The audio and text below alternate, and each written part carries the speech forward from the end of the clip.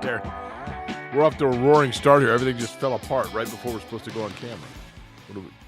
We're live right now, Jake. Hi. I know. Here. The IUPUI hat fell off, so why don't I just... There you go. It's a nice hat, man. Yeah, you might want to cover your ears a little bit with that. It looks a little weird. Yeah, there you go. I'm so happy the ball hats have come back. And it's hard to believe we're at the time of year where this is relevant, right?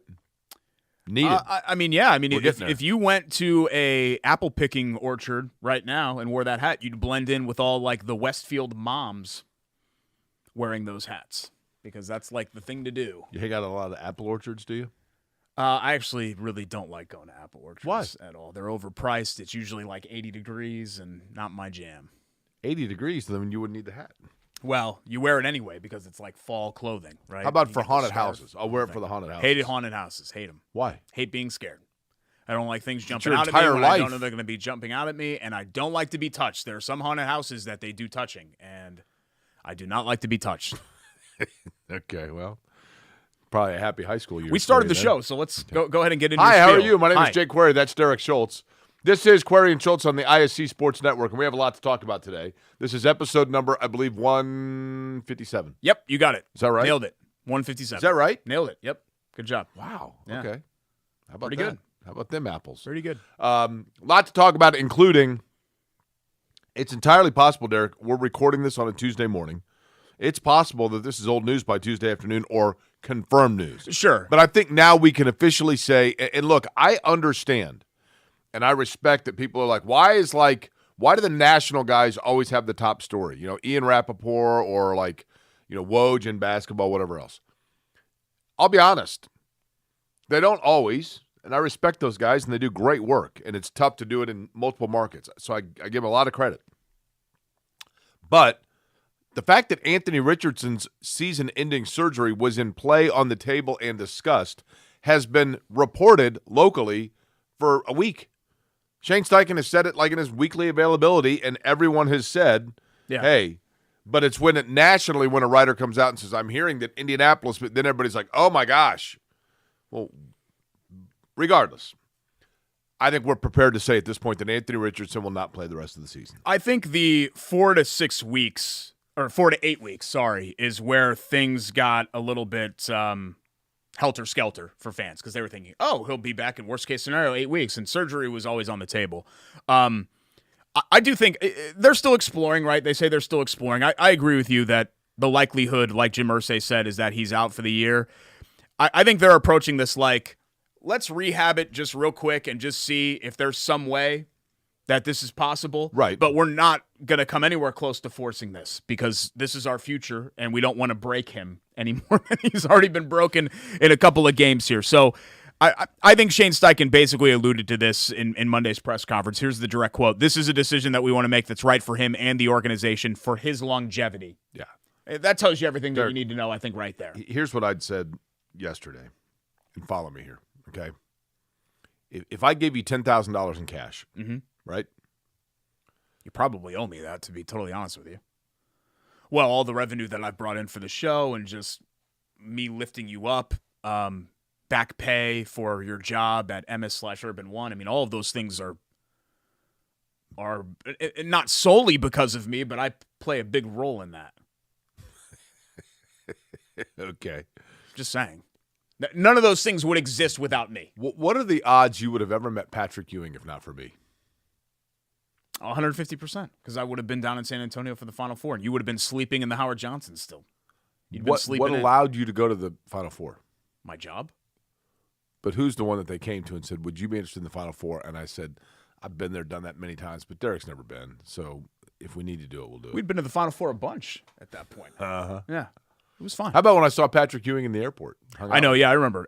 Tell me what you're going to say. I didn't want to get too far off track here. If I gave you $10,000, yeah, there are two things you can do with it.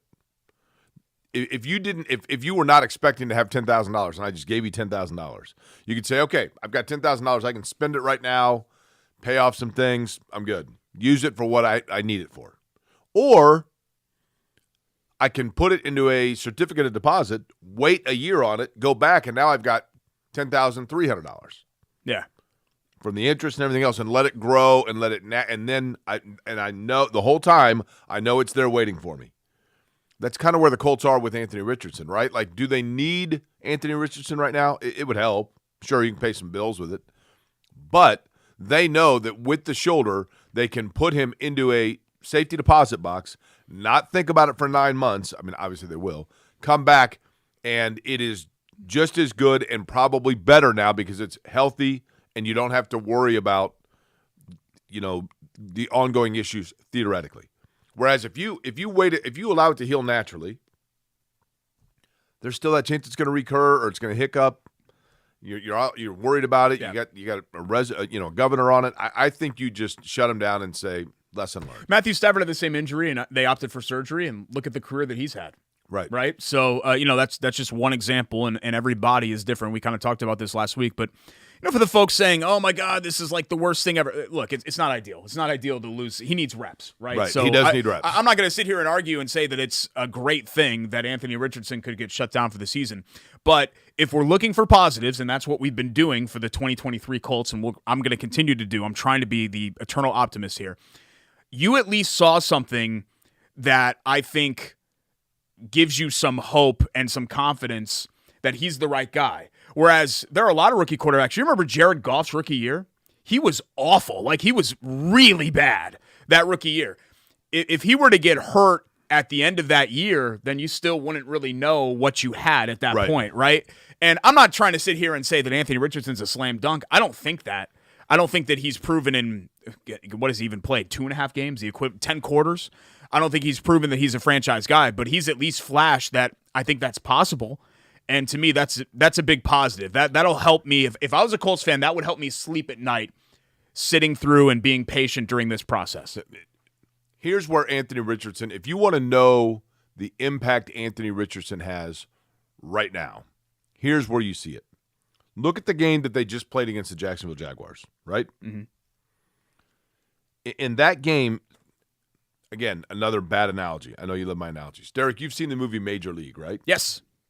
In the movie Major League, late in the game, if you remember, Jake Taylor comes up, the old age veteran catcher, and he is pointing like he's going to hit a home run. They need a run. Willie Mays Hayes is on his stolen second. They need a run.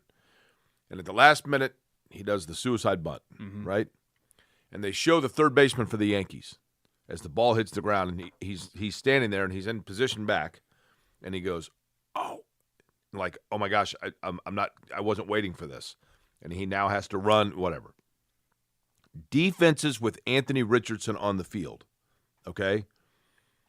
Most quarterbacks, when they drop back to pass and they're in the pocket, the defense is now like going towards it because it's like we're going after the quarterback, right?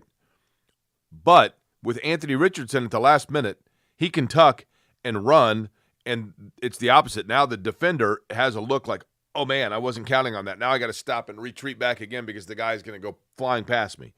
It's constantly keeping the defender at bay in the wrong position because you don't know exactly what he's going to do.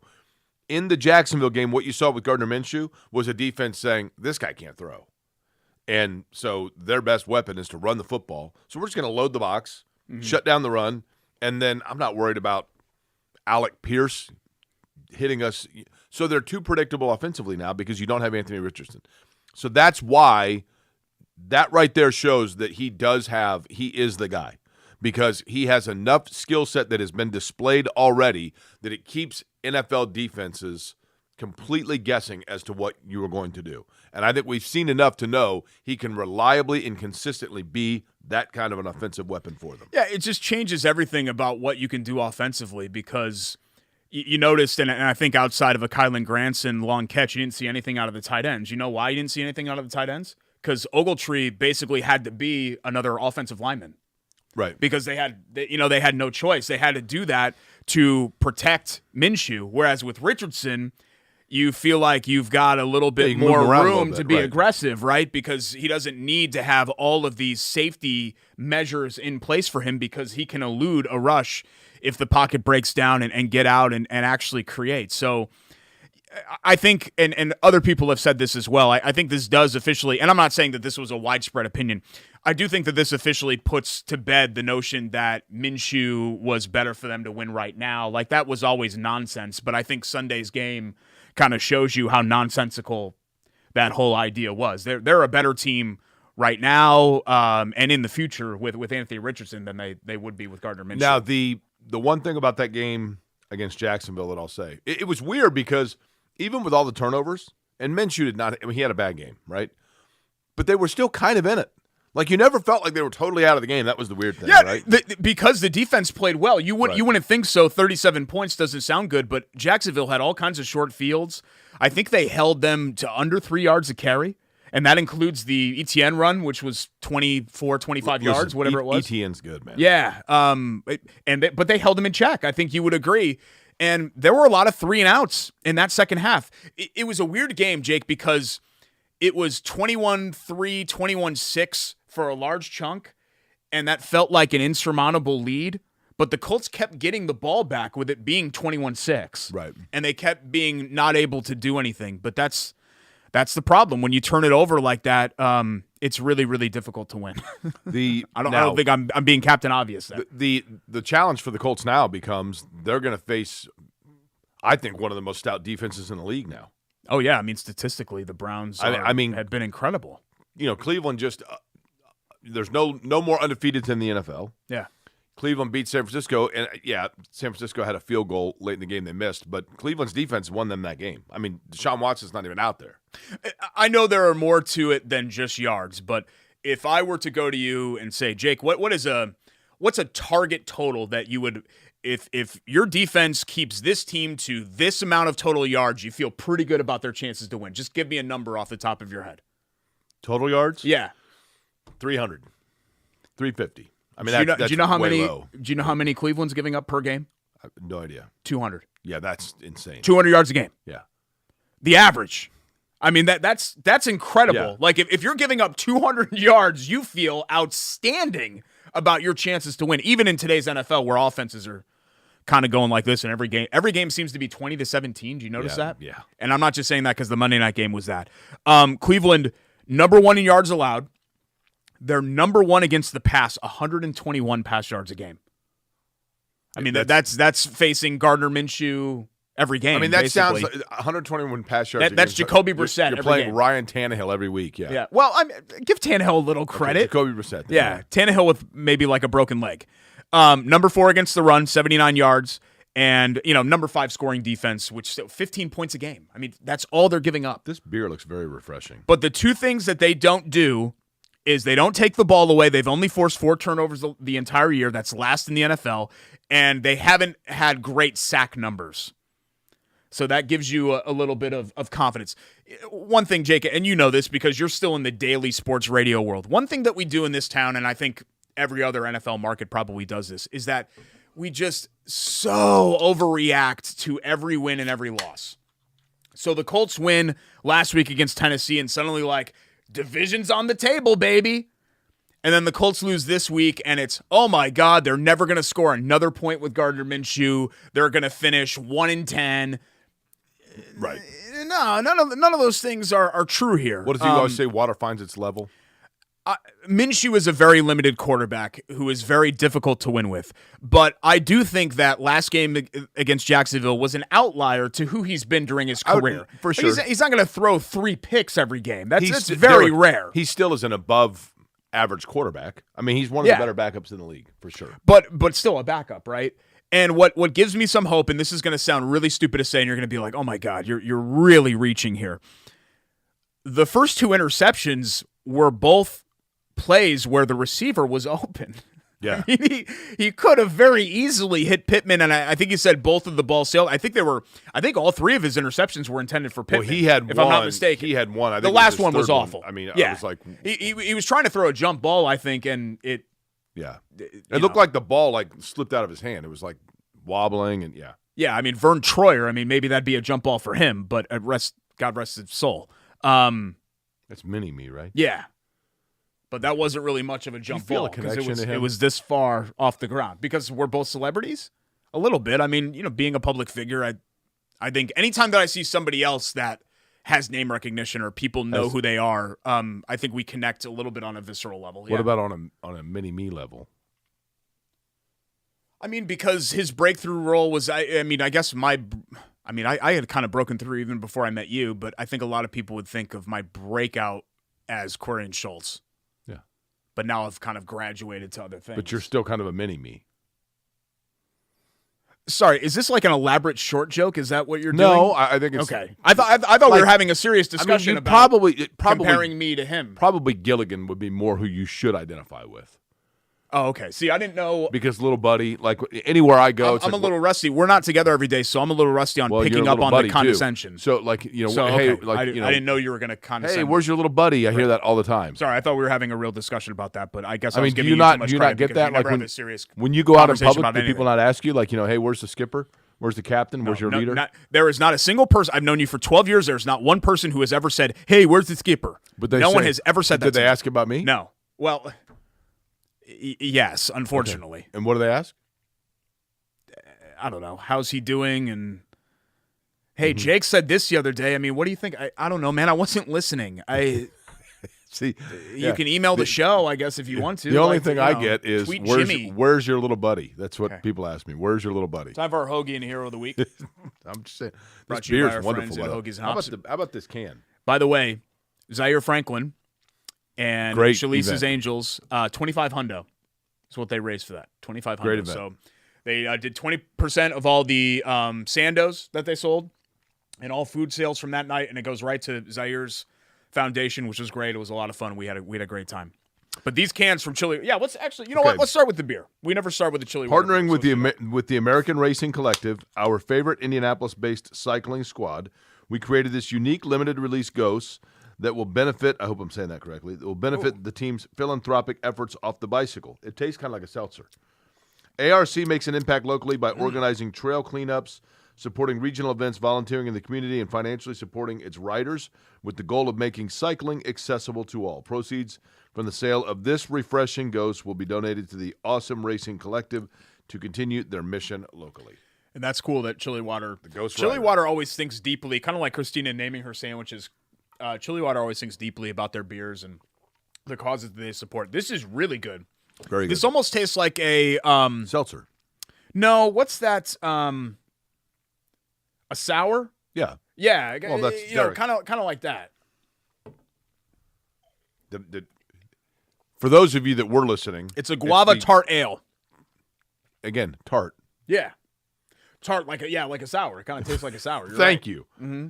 But this can's beautiful. And it's cool design. This is like really refreshing. It is. It's a cool design. I just chugged a bunch of coffee, so it's weird to have a beer right after that, but that's good. And one of the cooler cans, I think, that Chili Water does. One of the staple core sandwiches at Hoagies and Hops is the Brotherly Love. It's Philly. I mean, you don't need me to go much deeper in explaining that. We have the D&W Black Forest ham. We got the salam on here. We got the turkey. We got the Prove. We got the LTOO. Very, very good sandwich. LTOO. West tomato olive oil. I didn't put oil on yours. And it's shaved onion. LTOO. What did you say about onion? Shaved onion on the wall.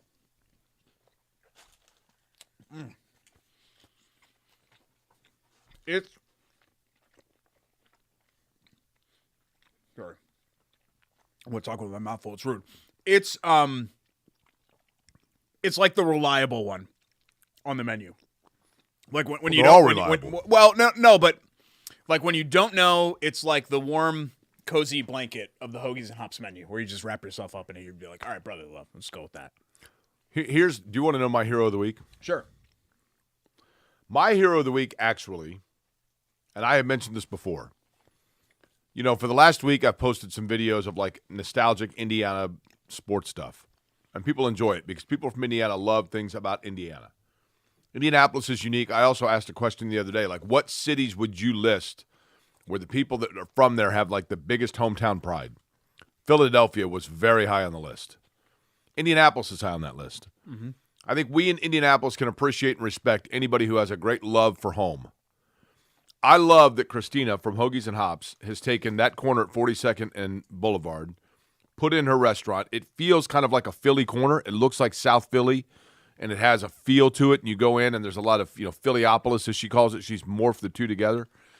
But I also love that between Chili Water and Hoagies and Hops, consistently doing fundraisers and efforts to help out different groups throughout central Indiana and back in her home of Philadelphia, as we saw with the benefit for Zaire Franklin and helping out kids and different programs, single mothers, all the cleaning up the trails around Indianapolis. I mean, all the different initiatives that take place. To be able to have that kind of hometown to introduce us to and feel the culture of where she calls home and bringing that to here that we call home and making our home a better place, that to me is the hero of the week. Yeah, where I grew up in Trumbull, Connecticut, we didn't have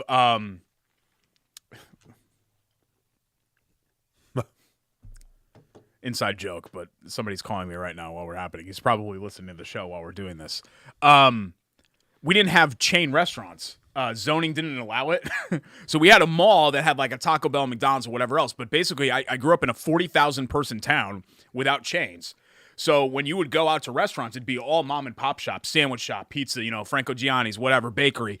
And you just see people that you knew in there. And a lot of times you see the owner behind the counter.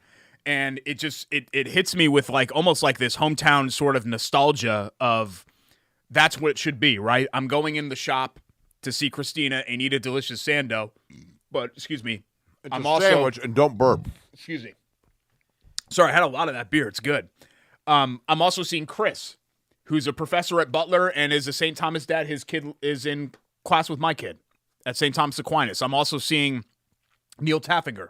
Remember him? Mm-hmm. Saw him at Hoagies and Hops. Darren, just people that I know from that. Well, I mean, Darren's not from the neighborhood. He drives up from Greenwood, but seeing people from Midtown. They're just hanging out there in Midtown shop. So check out the brotherly love. My hero of the week, it was hard to pick a Colt, so we all knew that USC was overrated and that they were about to be picked off. But considering that, Notre Dame got smacked around by Louisville, a Louisville team that got smacked around by Pitt is okay, but yeah, not good. It shouldn't be good enough to smack around somebody that thinks of themselves as a playoff contender, right? And for Notre Dame, the season, I think, was really kind of teetering on the brink of collapse. Because if they would have lost to USC, you go into the bye on a 2-game losing skid. You've got 3 losses. The season is up in smoke. Notre Dame's not going to make the playoff. And for the people that are like, well, Notre Dame's got to win the championship or the season's a failure, I guess the season still looks like a failure in those people's eyes. But they still could go to a New Year's Six Bowl. The schedule really opens up here. They've got Pitt and Wake and Stanford and a bunch of winnable games coming up here. And I think it was important for Marcus Freeman to have a bounce-back game where not only you beat a rival, you embarrass them. And that's what they did, 48-20 or whatever it was. And they beat up on the best player in the country. So he was my hero of the week. Marcus Freeman is? Yeah. Okay, fair. We're still learning to see if he's a good coach or not. You know what I mean? So I think wins like that are important. USC can't guard anybody. And their defense weirdly actually played well against Notre Dame. I guess. I just, they lost because Caleb Williams threw USC was weird to me because they were 6-0. They're USC. They're a big brand. They've got the Heisman Trophy winner. They got a coach that they're paying $10 million a year. And yet you could tell that USC was being told each week, like, you got to prove it. Like, they weren't being put into the top 5 like a Penn State or like, some of the other schools that are up there. Everyone was kind of holding them back, partially because they cannot defend. Yeah. They went to overtime against Arizona. Caleb Williams can make plays, no doubt, but he's pretty cocky. And I think everybody was just kind of waiting for he and his coach to come back down to earth, which they did. Now, that catapults I think the Heisman Trophy now is probably secured, barring, and we're only halfway through, but right now your front runner is Michael Penix, the former Indiana quarterback. Yeah, if they make the playoff, he's probably going to get it. I mean, right at this point, he is clearly the front runner because and Washington has a huge step up now by beating. Now again, the Pac-12, they could turn around and lose to Oregon State, or I don't think they played Oregon State yet. Their schedule is such that they're still going to have some tests. There's Penix when he played for Indiana, of course. And And he's had a heck of a bounce back out in Washington. He's been a heck of a player for them, drives them to the win against Oregon. He's a great player. But back to Notre Dame and USC. USC's out. I mean, that bottom line. Yeah, it's hard to survive a loss like that. It's hard to say that they're out because if they're a 12-1 Pac-10 there's champ, cannibalization that's going to happen in the top 8 teams, right? Because you still have, Washington has a huge jump now because Oregon and USC have both lost. But USC still has Utah, Washington, Oregon, and UCLA. So conceivably, if USC is a 12-1 Pac-12 champ, they'll go to the playoff. But there's no reason to believe that USC is going to go 12-1. Notre Dame's out, right? Notre Dame's done. Yeah. With the 2 losses, and I have a feeling that Louisville loss is probably not going to. Louisville's probably like an 8-4, 9-3 type. Correct. Team. So Florida State is the ACC's only shot, and they got to win out. We're not even talking about them. Right. We're not even talking about them because their biggest game was Week 1. Florida State and Oklahoma right now are the 2 with the easiest path, it would seem. North Carolina is another one that's kind of a dark horse that's kind of waiting in the wings. And they have a Heisman candidate. I think if it's Penix, and then you go down a tier, and it's Gabriel and May, right? Oklahoma and Carolina. I think that's your top 3 right now for the Heisman. But Penix is... he's unbelievable. He is. He's unbelievable. It's really good. What a game, too. And speaking Washington, of, Oregon, by the way, I mean, the back and forth was incredible. And real quick, Michael Penix leaving Indiana. In terms of Indiana, Tom Allen, by all account, I don't know Tom Allen. I know people who know him. I know people that he helped. Who went through tough times. Tom Allen, by all account, I've never heard anything other than he is a fine, fine human being and a true gentleman. That does not make you a Big Ten level football coach, and it's over. It's over. Tom Allen's had plenty of time to show that he's the guy in Indiana. He had a really good run during COVID when you couldn't go to games and things kind of bounced their way. And then since then, he's made one bad decision after the next bad decision after the next bad decision in terms of what he's done with his staff, in terms of quarterbacking, in terms of going into Michigan, and as some players were saying, breaking huddle and still not knowing who the quarterback is going to be that comes to, coming to the sidelines, going into huddle, and then finding out who the quarterback for that drive is. Yeah, it's ridiculous. It's a total mess. Indiana, and for those that want to say that Indiana's not committed to football, well, I use in this position because they've never committed to football. I use in this position because they overcommitted to football, because they got overzealous, they got scared, they gave Tom Allen way too much money and way too big a buyout. He had the 4th highest buyout in college football at one point. He was the 9th highest paid coach in the country. So don't feed me this bull crap that Indiana's not invested financially. They're invested financially. They just invested financially in a guy from a schematic standpoint that should still be winning 60% of his games at Ben Davis, not at Indiana University. It's time. Indiana needs to pull up their big boy pants, and they need to go out there and take advantage of the fact that the Big Ten right now is the place that people want to be. Go get Washington State's coach. Go get Oregon State's coach. Go get somebody that wants to get into the Big Ten and show you're serious and quit monkeying around with somebody who now halfway through the season is still janking around with the lineup, changing coordinators, giving big contracts to coordinators because you're sitting there at the 11th hour trying to once again reshuffle the chairs on the Titanic deck. Can't do it. Tom Allen, wonderful human being, has not been a wonderful football coach. Time for Indiana to move on. They're 2-19 since the start of the 21 season in Big Ten play. 2-19, and those 2 wins are against Illinois, who they were outplayed by in the season opener last year and still found a way to win, and a ridiculous comeback against Michigan State in East Lansing last year, where they had a bunch of kind of the luck kind of sort of go their way. Give me Rutger. Give me this game. This has always kind of been the I think I'm trying to remember if it was, I think it was Kyle Robbins calls it the Rutger referendum. So this is like the measuring stick on the program. So what you do against Rutger shows me where the program is. Rutger is okay. They're not a great team. Their only 2 Big Ten wins are Michigan State and Northwestern. They had a rally to beat a bad Michigan State team. Indiana's got them at home. If IU on Saturday gets run by Rutger, this is kind of the last chance that I'm giving them. It's Rutgers. Well, it's Rutgers if they win big. It would be the third straight loss to Rutger, and then you're barreling towards. I mean, Jake. To be honest, they're already barreling towards 2-10, right? I mean, this really should be a 1-11 football team. This should be a 1-win football team right now. You're right. It's a miracle that they've got 2 wins. And it's not a coaching staff or a head coach that frankly knows what he's doing. Right. I was going to leave the college football stuff to the next segment, but let's talk about Purdue as well. They never gave themselves a chance against Ohio State. They missed a bunch of field goals, and they've got some things to figure out. They got their quarterback getting battered all over the place, and defensively they have yet to come If together. you're trying to think glass half full here, they are through the woods schedule-wise. They still got to go at Michigan. But the rest of their schedule is at Nebraska, Minnesota, at Northwestern, IU. Those are all games that conceivably even a mediocre Purdue team can win. Because you're talking about the 3 worst teams in the Big Ten, right? So we'll see. But they'd have to win all 4 of those to get bowl eligible. If Purdue could somehow kind of backdoor their way to a 5-7 season where they close strong, I think you might be actually decently okay with that, considering how the season's gone. But it's been rough. It's been rough in year one for Ron Walter. They've got to keep their quarterback clean. I mean, that's the first thing, right? Yeah.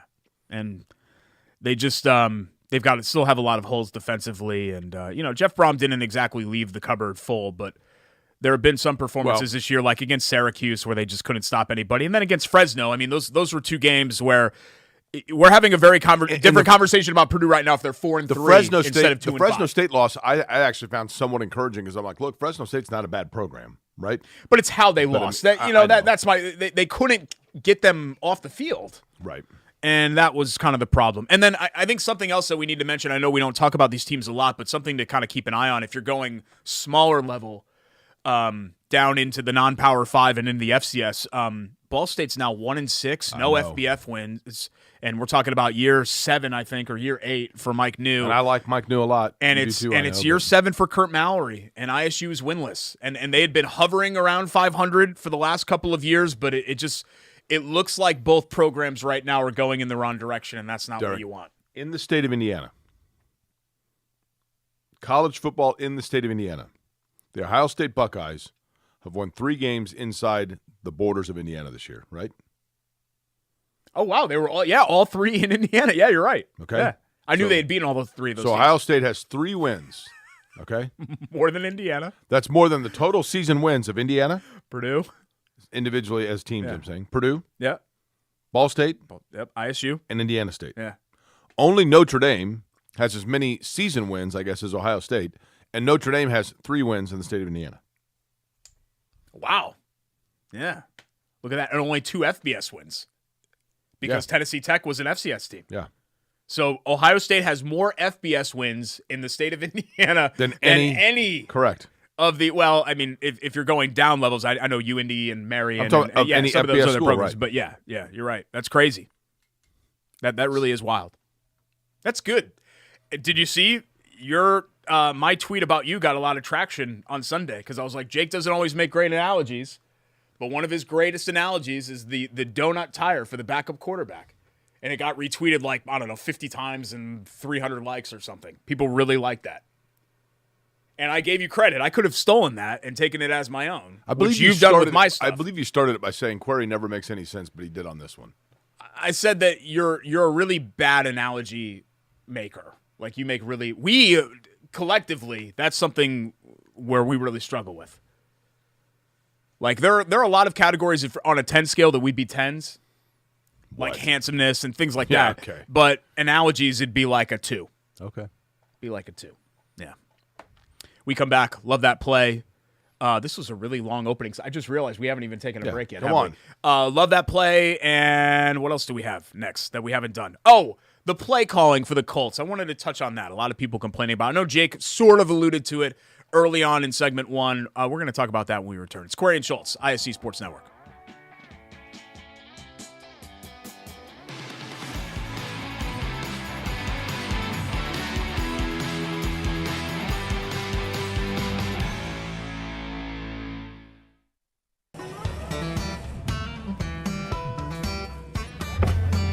Hey, AC! Nice snap. Mortgage is a snap. Duh! Bailey and Wood, a lending hand for Wish TV Sports.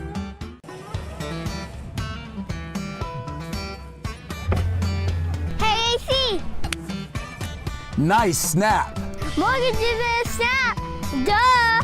Bailey and Wood, a lending hand for Wish TV Sports. Welcome back. It's Corey and Schultz, presented by Bailey Wood Financial Group. You see their logo on our logo? Oh, well, actually, that's just their logo, period. Oh, Hey. sorry, I touched the screen. I didn't mean to touch the screen. Sorry, You know what? I didn't break it. Mike Wood's going to be stepping up, right? Mike Wood will be the host of this show in 3 weeks. Oh, Right? I guess you're right. I guess you're right. So the 7th. First show of November will be Mike Wood coming in to fill in for Jake because Jake has to I leave was thinking again. that was next week. Sorry. You don't know when you're leaving Well, the I'm going country? out of town this weekend. Oh, where are you but going I'm- this weekend? I'm doing the Byron road trip. Oh, nice. The Where are Turhan you road going? trip. You want to guess? We have other stuff to get to, so I don't want to make this into like a long, drawn-out segment. But just answer my question. Where are you going? Well, we've gone I didn't ask you where you've We've gone. gone from I know Texas, where you've gone. Yep, Texas, and Albuquerque Wyoming, and all Louisiana, that. Yeah, New Mexico, I understand. Montreal. Where are you going though So this that's time? so you're going this way, like from different areas. All right, just forget it. 855-350-HOME. Trumbull, Connecticut. BAWFG. Shut up. I'm serious. No, you're not. You think I'm kidding? No. BAWFG.com, 855-350-HOME for our friends at Bailey and Wood Financial Let me Group. show Get you my pre-approved let for me a show you my mortgage. flight, Derek. With our friends Mike and his team, 5-star customer service, and I believe 18 branch locations here in the state of Indiana, the proud presenting sponsor. Just because you're going to LaGuardia doesn't mean that you're going to Trumbull. Where else would we go? New York? We're going to Long Island. Okay.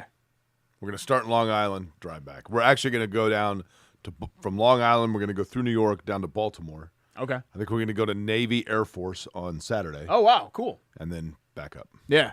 I can tell you this. I have been in Long Island once in my life. Really? It's kind of its own, like, little world. It actually, when you were there, they called it Short Island. There weren't a lot of reasons to go to Long Island. I can tell you this. The most scared that I've ever been on my life driving anywhere is on the LIE.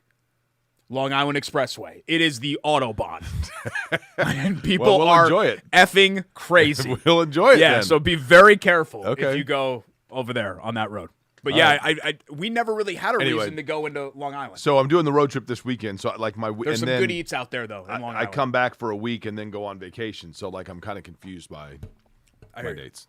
Yeah, I mean you miss this show so much. I can't blame you. I missed it like 4 times in 10 years. Miss it a lot. Okay. Let's talk about the play calling on Sunday.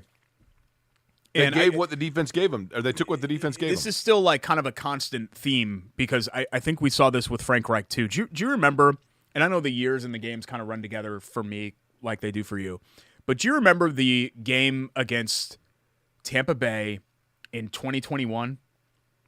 So this would have been the Buccaneers, Brady's last trip Yeah, here. okay, yep. I think they were the defending Super Bowl champs, right? Because they won the COVID year, right? Right.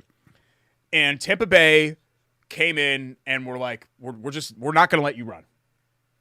So Reich basically called the game and put the game in Wentz's hands, and the Colts moved the ball all day. They went up and down and up and down and up and down the field. The problem is that they ended up committing, I think, 5 turnovers in that game. One of them was a game ender, but it went through some interceptions. There was a jump ball to Pittman that Pittman didn't quite jump for. Remember, some of these memories are kind of trickling in, and people were apoplectic after that game. Good word. That they didn't run more because that was Taylor's huge season, right? That was Taylor's like 1,800-yard season. Why didn't you run more? And it was like, look, guys, they were moving the ball just fine without running, and the other guys get paid too. So should they have been more assertive, even down 14-3? Should they have been more assertive in running? Yeah, I'll admit they probably should have tried a little bit harder.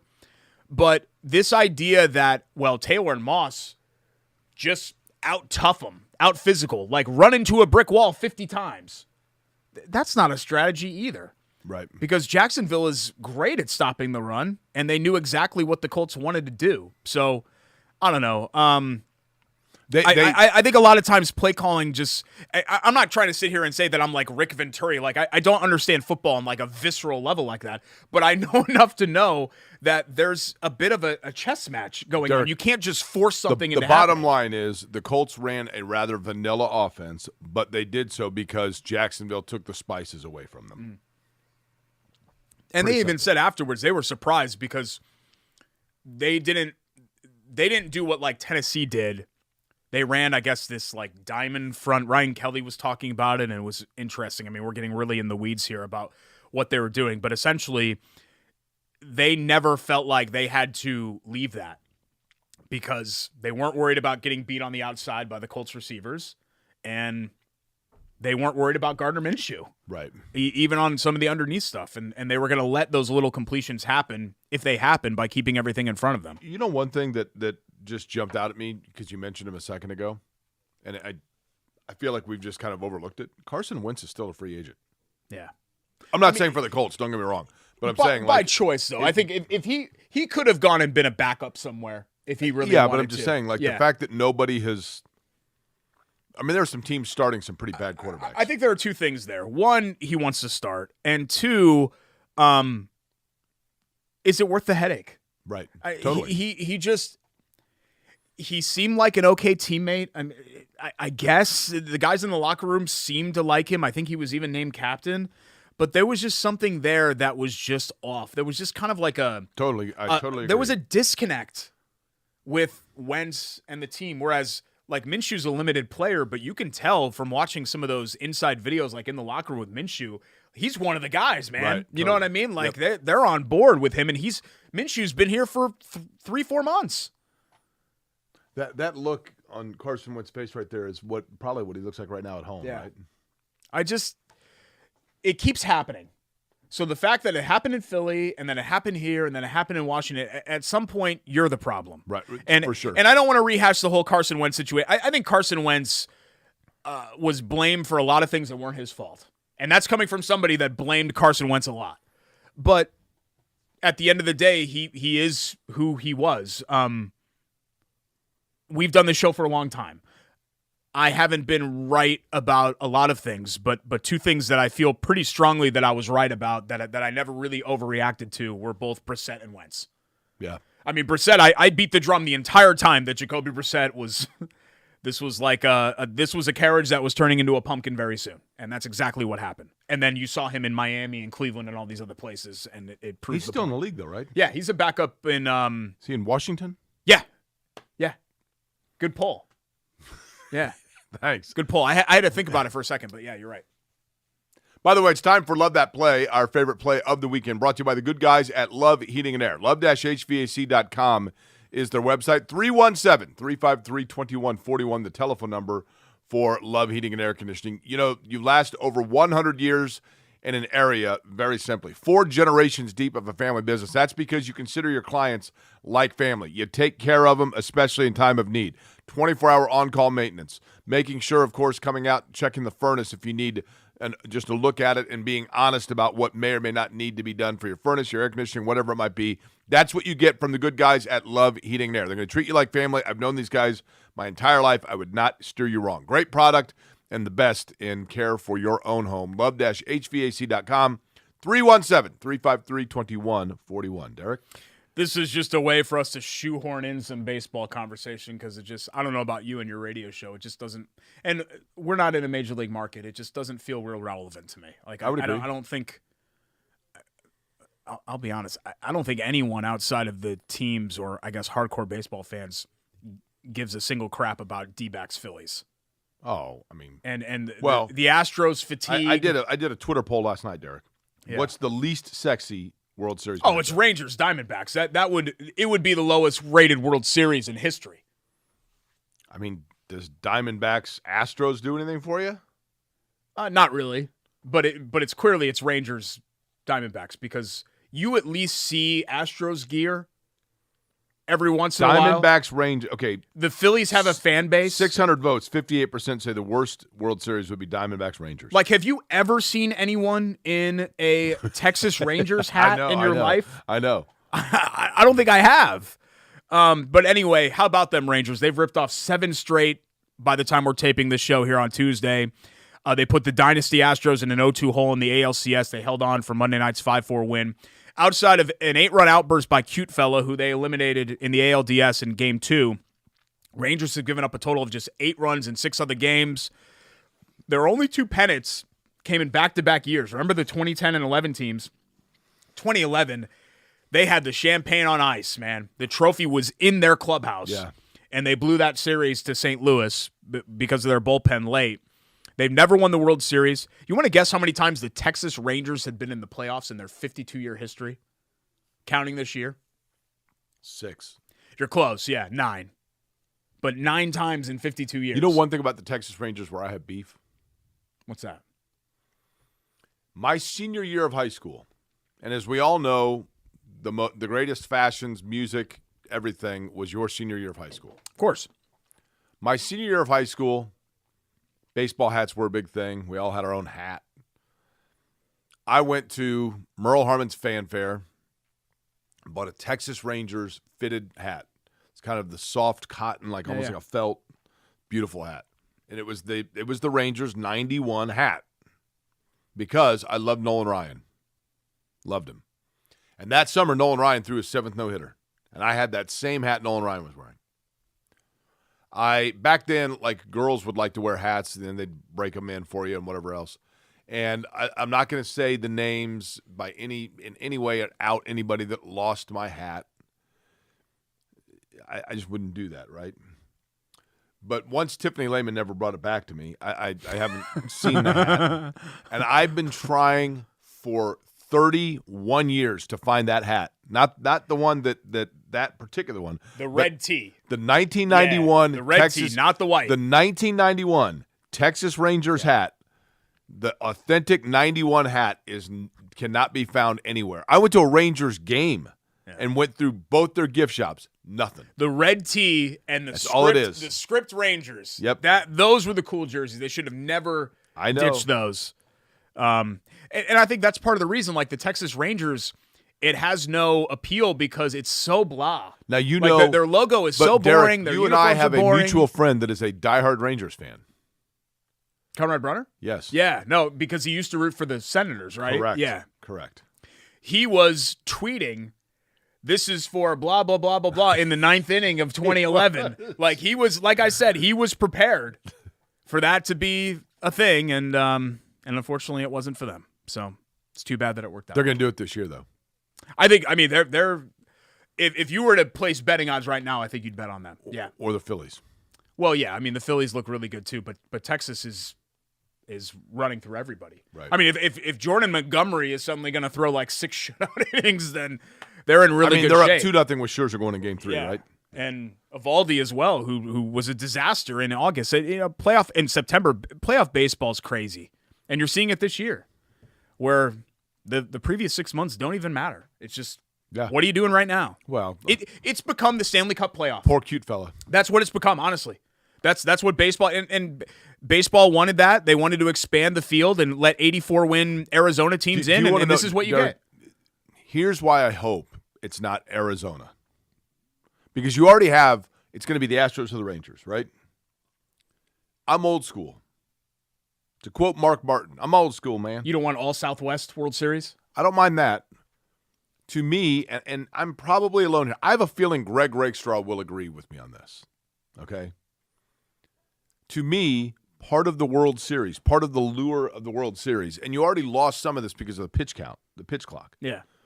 But part of the drama of the World Series is in a tense 8th inning moment, 2 guys on, 2 outs, full count, the scan of the crowd, and the 50-year-old woman with her hoodie and her gloves on sitting there going, and the combination of tension and freezing, and everybody's got on sweatshirts and hats, and you can see their breath, and it's October baseball.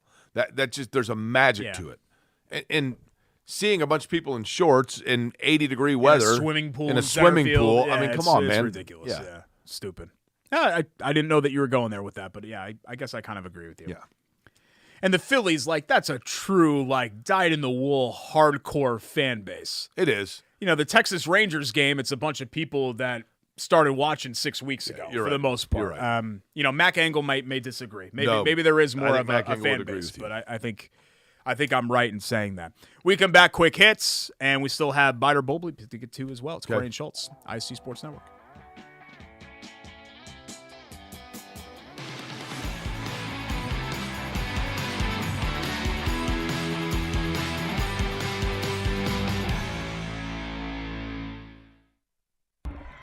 IUPUI basketball is back. Come witness history with head coach Matt Crenshaw inside Indiana Farmers Coliseum and head coach Kate Bruce inside the Jungle as they usher in a new era of Jaguars athletics. Be there for exciting Horizon League and in-state matchups. Affordable fun for the whole family. Full season tickets are now on sale starting as low as $80.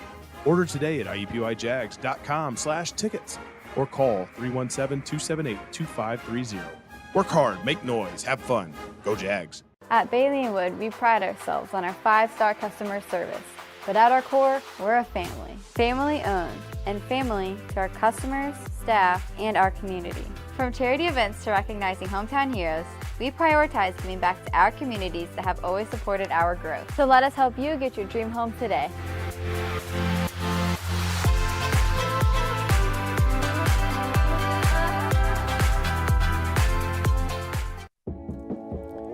Bailey & Wood presents Query and Schultz, ISC Sports Network. He's Jake Query. I'm Derek Schultz. Thanks so much for joining us. Let's get to our quick hits. Jake, you ready? Yep.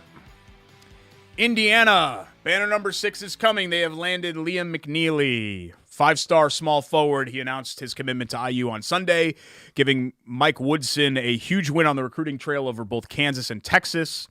McNeely is 6'7". He attends Montverde, which has produced R.J. Barrett, Joel Embiid, Andrew Nembhard went to Montverde. I'm missing a bunch of others. There's some really Moses Moody. There are a bunch of NBA players. Derek, It's basically an NBA prep school. You obviously take this over the alternative. You want a big-time player that can facilitate and get you other big-time players. You take that over the alternative. I totally understand it. For people that are like, here it is, banner 6, bring it on, Hoosiers, victory cigar, happy dance. Okay, listen. I hope that Liam McNeely turns out and is a wonderful player, and he may well be. I hope as a 5-star player he has the same lasting impact on Indiana as other 5-star blue chip can't miss national prospect backflip recruits like Hunter Perea. Oh, come on. Peter Jerkin. And Noah Vonleh, who left a lasting impression on Indiana basketball. Noah Vonleh was great. Romeo It was Langford. a disaster season, but he was great. Romeo Langford. Richard Mandeville. All right, so, okay. Delray Brooks. Here, I'll be, if we're going to do Hodgson. bad cop, good cop. Monte Marcaccini. I'll be good cop here. Okay. The biggest question about Mike Woodson wasn't that I he can't coach. It was, can he recruit? My point simply being, Derek, So proceed with caution. Woodson has done beats that. the alternative and you play the averages. I get it. Indiana's biggest problem It's not a definitive has good. not been talent over the years. Over the last 20 years, if you're asking me, what is Indiana's biggest problem? It's not talent, it's fit. It's fit. They've gotten good players to come to Indiana, even through all of the struggles. It's, do they fit? Well, you know the kid they got from Oregon, the 5-star? Yeah. Where? What's that? Where, right? Oregon. Yeah, I said that. Came from Oregon. No, where is his name? Huh? W-A-R-E. You mean what is his name? I don't know his name. That's what I'm saying. just But go. he came Yes, from the Oregon. kid from Oregon. Great. 5-star recruit from Oregon. Yeah, go. That came. I've talked to numerous people now that have said, they're like, look, this guy's a total basket case. Yeah, like, does he even want to be there? Right. Yeah. No work ethic, lazy as can be. Okay. But Woodson is a no-nonsense guy, so maybe that's a good fit for You're him, right. I mean, again, I'm being glass half full here. And everybody deserves a second chance. I get it. Something that Purdue has done, and you can laugh, 16 seed, whatever else, but something that Purdue has done is that they've been able to identify fits and guys that fit with what they want to do. And if Indiana solves that, and if Mike Woodson figures that out, we forget he's only been there 2 years. And Indiana was in a really bad place when Mike Woodson took over. Yeah, you inherited Trace Jackson-Davis. Okay, great. But the program was not in good shape when he took over. If he figures that out, watch out. I was surprised that Indiana was not ranked in the preseason rankings. Purdue 2-1, 3 in the other. Indiana, the local perception of Indiana is much higher than the national. The national perception, they're looking at it and they said, well, they lost their 2 best players. They lost Hood Schifino and they lost Trace Jackson-Davis. So why are they supposed to be good? Right. Whereas everyone is like, well, Malik Renew is going to be an all Big Ten player and Ware is going to figure it out. Indiana on paper has a very high ceiling, but it's hard to envision that ceiling when they so rarely seem to reach that ceiling. But yeah, Purdue got 3 first-place votes. They're number 3 in the AP, number 2 in the coaches poll. Kansas number 1, 46 of the 63 votes, but 3 other teams earned number 1 votes: Duke, Michigan State, and UConn. Rest in peace, Suzanne Summers. Passed My away at the favorite age man. of 76. Let She me had a tell you. decades-long battle with breast cancer. Not only was Suzanne Summers, by all account, just a wonderfully, always seemed to be a happy and upbeat person, and I think inspired a lot of people through her health journeys. A gorgeous woman, and that should not be what defines her, but that's obviously one of the things she's most known for. I personally Had a crush on her? Oh, buddy. Oh, yeah? Let me tell you something. Yeah. Not Chrissy. Like mid-40s Suzanne Summers. Who's Chrissy? Three's Company. Chrissy Brinkley? Who is No, Suzanne Summers played Chrissy Snow on Three's Company. Her character was Chrissy Snow. The only characters left from Three's Company of the main characters are Larry, Terry, Cindy, and Janet. Okay. So, and she and Ted Danson kind of had the thing, right? That's Cheers. Three's Company, she was with John Ritter and Joyce DeWitt, who's from Speedway. And then their landlord was Mr. Roper, and then before that, Mr. Furley. Mr. Furley was played by Don Knotts, Three's Company. Jack Tripper was the guy. He was a chef. He lived with two girls. The landlord didn't want him living with girls, so the landlord thought he was gay. Chrissy was the hot sex pot. Janet was the kind of the Marianne of the group. You said Chrissy. Are you thinking of Christy Alley? No. Christy Alley joined Cheers later after Shelley Long left. No, Chrissy was the name of the character. Long. She had long blonde hair, always wore short shorts, beautiful legs. That's Chrissy. That's Suzanne Okay, Summers. yeah, it's starting to come together for me. I know Suzanne Summers from Thigh Master. That is also correct. That's yes. what I know. Yeah. And the infomercial queen. Mm-hmm. And you watched that infomercial? I watched all infomercials. I was a big infomercial fan. Okay. Yes. Did you buy that? You actually bought off an infomercial. You bought the DVD box set of the Thigh Master commercials, right? Yeah. It's hypnotic, just the thigh. Okay. It's when you're 10, you're like, Okay. I didn't know the story of her and John Ritter and wanting equal pay and her basically getting booted from the show. So she was, without knowing it, she was a bit of a female She was a pioneer, trailblazer, right? for sure. Without knowing it. So good for her. And yeah, I heard all good things about Suzanne Summers. So it's sad. It's sad that these people that you remember as icons are in their 70s and 80s. Well, I mean, but we're getting old, that's right? life. Yeah. Let's get to our IUPUI Jags reports. Let's go to the news desk. Men's soccer, dominant wins over Western Illinois and Northern Kentucky. Jags remain atop the league at 4-1-1. They'll have their final home match Saturday against Green Bay. The women earned a critical road point at league leader Milwaukee. 2-2 draw. Caroline Kelly and Emma Antoine both tallied goals. Isn't that a cool shot just with downtown kind of in the background and, the campus right there flanking the soccer field? Yeah, Very cool. it is neat. Jags' next game's on the road at Robert Morris on Saturday. IUPUI men's cross country won the Bradley Pink Classic title. They beat 29 other teams. They take on Butler Friday and Carmel. Men's and women's swim team beat Valpo on Friday. Swim travels to the Indiana Intercollegiates later this week at Purdue. Finally, volleyball did lose 2 matches, but they're back at home this week. They've got Green Bay and Milwaukee for their Dig Pink weekend.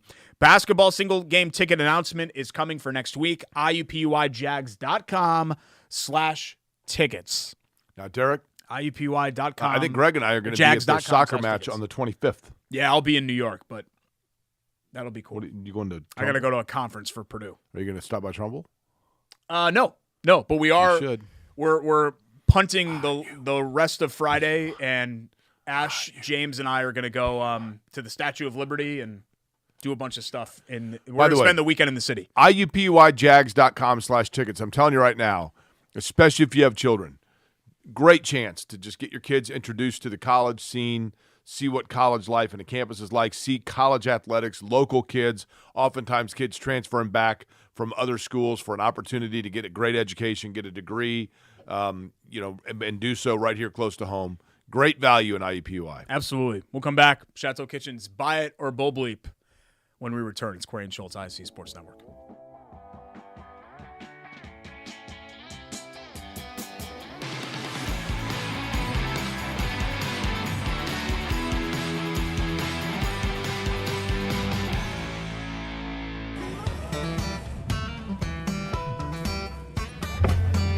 Hey, AC!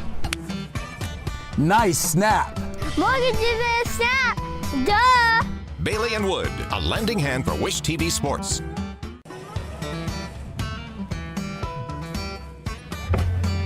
Hey, AC! Nice snap. Mortgages in a snap! Duh!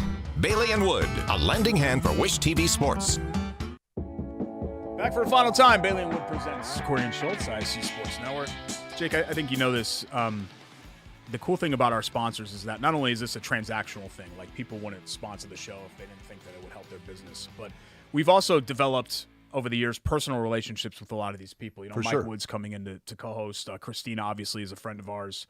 You and Chris and John go way back, but I consider Chris and John Love to be friends myself.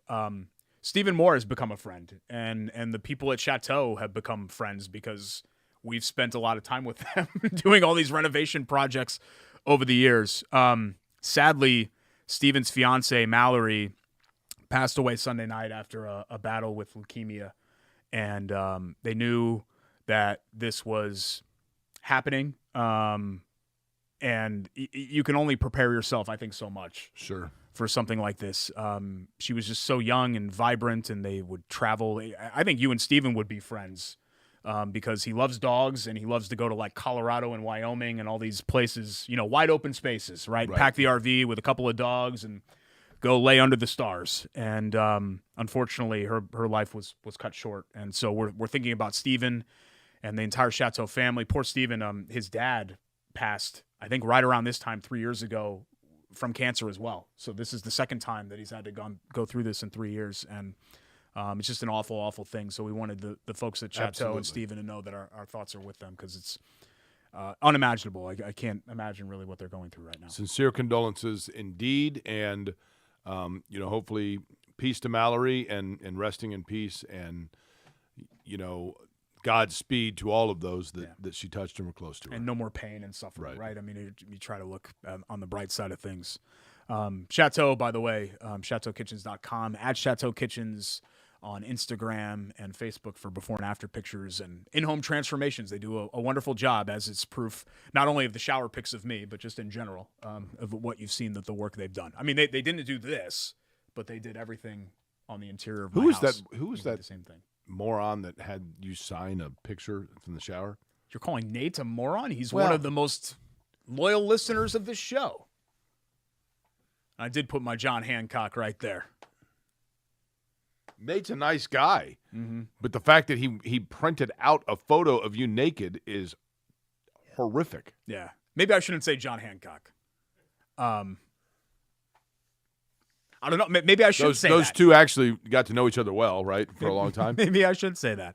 Statement number 1, Jacksonville should be viewed as a Super Bowl contender, Bite or Bowl Bleep. I think based on the AFC, Derek, they're at the very least they're an AFC contender. And then to win the Super Bowl, I don't know. But they're going to be in the running to get there because you look at why not, right? I mean, Buffalo, man, can you trust Buffalo week in and week out? Kansas City's offense looks a little rickety. But I think Kansas City's pretty good, right? I mean, why not? I mean, the Chargers, I buy it. Okay. Why not? Chargers, we do this every year. Chargers are going to win, going to go 9-8 again. Washington is the best team in the country, Bite or Bowl Bleep. You're talking about in the NFL or college? No, college. I was going to say. Obviously. Boy, they're probably the most tested to this point, right? They have the best resume. Yeah. I think Georgia probably still you think is the best team in the country. But, Oklahoma – is Oklahoma good? I'm going to say Bowl Bleep. Michigan's the best team in the country. Michigan, and it pains me to say that. I can't stand Michigan. Michigan's the best team in the country. They're crushing everybody. They haven't played anybody. They have a 2-game schedule, but they're crushing everyone. Finally, the Lakers won't be a serious NBA title threat in 2024. Yeah, buy that. They went to the conference finals last year, didn't they? Yeah. It's LeBron. You don't believe? No, buy it. I guess I'll buy it, but all bought. I'm a LeBron guy, so I want to see LeBron do well. Thanks to all of our great sponsors: Chateau Kitchens, IUPUI, Hoagies and Hops, Chili Water Brewing, Bailey and Wood Financial Group, Love Heating and Cooling. For Vince, for Rake, for Jake, I'm Derek. Bye. See you next week on Corey and Schultz.